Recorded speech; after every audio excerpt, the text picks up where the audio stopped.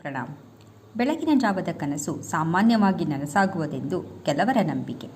ಆದರೆ ಬಾಬಾ ಅವರ ಕನಸುಗಳಿಗೆ ಕಾಲದ ಪರಿಮಿತಿ ಇರಲಿಲ್ಲ.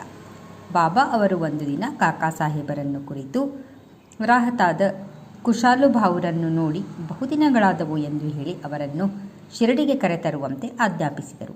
ಅದರಂತೆ ಕಾಕಾ ಸಾಹೇಬರು ಟಾಂಗಾ ಮಾಡಿಕೊಂಡು ರಾಹತಕ್ಕೆ ಹೋಗಿ ಕುಶಾಲಭಾವು ಅವರಿಗೆ ಬಾಬಾ ಅವರ ಸಂದೇಶ ತಿಳಿಸಿದರು.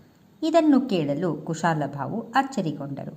ಆಗ ತಾನೇ ಊಟ ಮಾಡಿ ಮಲಗಿದಾಗ ಬಾಬಾ ಅವರ ಕನಸಿನಲ್ಲಿ ಕಾಣಿಸಿಕೊಂಡು ಶಿರಡಿಗೆ ಬಾ ಎಂದರು ಎಂದು ತಮಗೆ ಬಿದ್ದ ಕನಸನ್ನು ವಿವರಿಸಿದರು. ಕುದುರೆ ಇರಲಿಲ್ಲ. ಆದುದರಿಂದ ಬಾಬಾ ಅವರಿಗೆ ತಿಳಿಸಿ ಬರಲು ನನ್ನ ಮಗನನ್ನು ಕಳುಹಿಸಿದ್ದೇನೆ ಎಂದು ಹೇಳಿದರು. ದೀಕ್ಷಿತರು ನಿಮ್ಮನ್ನು ಕರೆದುಕೊಂಡು ಹೋಗಲೋಸ್ಕರವಾಗಿಯೇ ನಾನು ಈಗ ಬಂದಿದ್ದೇನೆ ಎಂದರು. ನಂತರ ಇಬ್ಬರು ಶಿರಡಿಗೆ ಬಂದರು. ಓಂ ಸಾಯಿರಾಮ್. ಸಾಯಿ ಪ್ರಣಾಮ್.